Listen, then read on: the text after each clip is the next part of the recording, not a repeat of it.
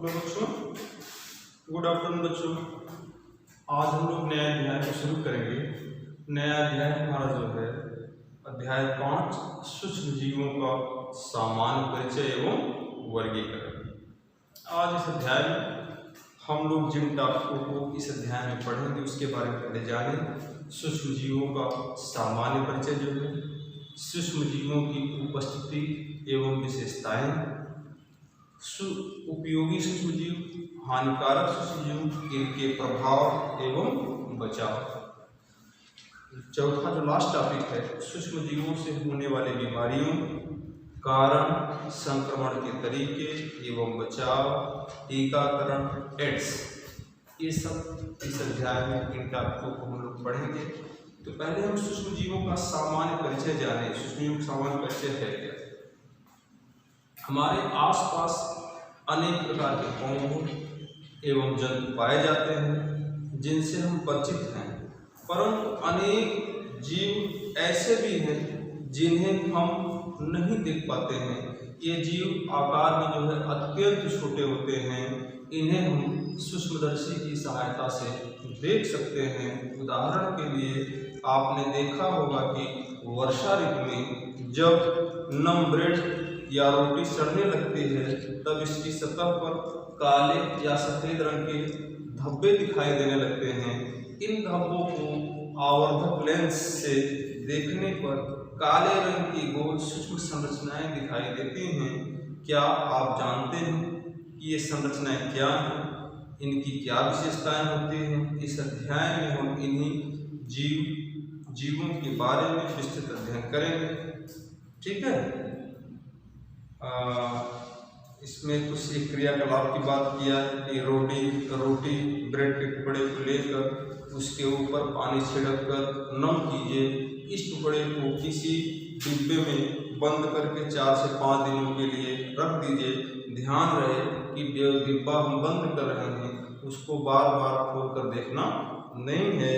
4 से 5 दिनों बाद टुकड़ों पर उग आई रचनाओं को हैंड लेंस की सहायता से अवलोकन करना है और अपने अनुभव को चर्चा कक्षा में कीजिएगा।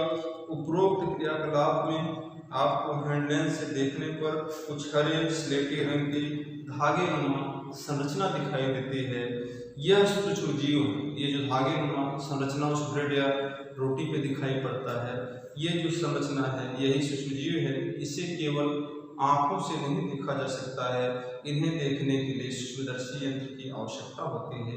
ये जो धागे जैसी संरचनाएं हैं ये इतने सूक्ष्म होते हैं कि जिनको हम सोचें कि हम नेट डाई से, विदाउट माइक्रोस्कोप से, बिना सूक्ष्मदर्शी के हम इनको देख पाएँ तो संभव नहीं है। इनको देखने के लिए माइक्रोस्कोप की आवश्यकता होती है, सूक्ष्मदर्शी से बोलते हैं, उसकी आवश्यकता होती है। सूक्ष्म जीवों के बारे में यह धारणा बनी है कि ये केवल बीमारियां ही फैलाते हैं, परंतु यह बात पूरी तरह सही नहीं है। सूक्ष्म जीव हमारे लिए माने लाभदायक भी हैं, बेनिफिशियल भी हैं और हार्मफुल भी हैं, नुकसानदायक भी हैं। सभी सूक्ष्म जीव जो है हमको नुकसान ही नहीं पहुँचाते हैं।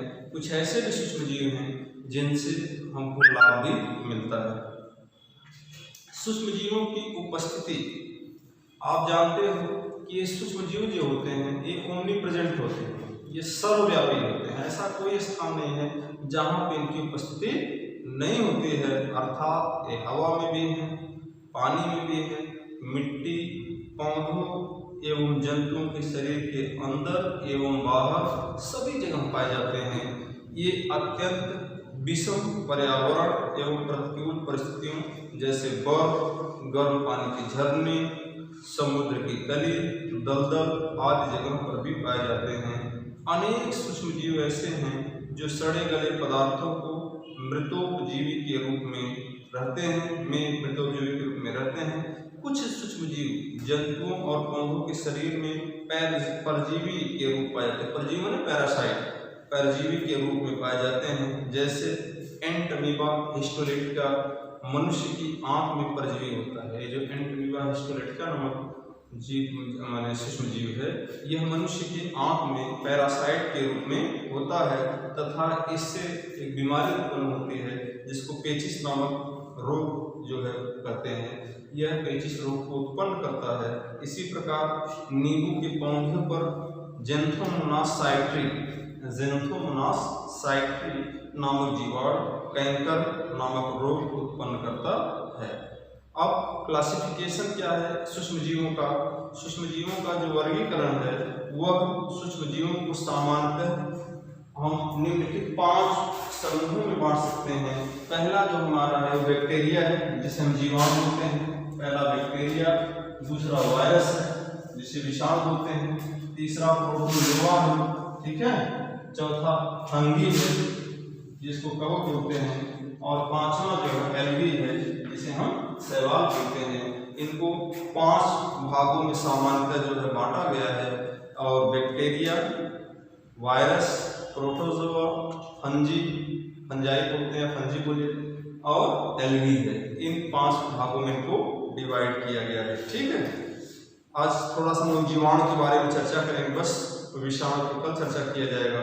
जीवाणु जो है यह एक कोशिक जीव होते हैं। एक कोशिक मतलब जिनकी संरचना सिर्फ एक कोशिकाओं से हुआ है। ऐसा जीव जो सिर्फ एक कोशिका से ही निर्मित है उन्हें क्या बोलते हैं? एक कोशिक जीव होते हैं, जो हवा, मिट्टी, जल सभी स्थानों पर पाए जाते हैं, परंतु नमी युक्त स्थानों पर इनकी संख्या अधिक होती है।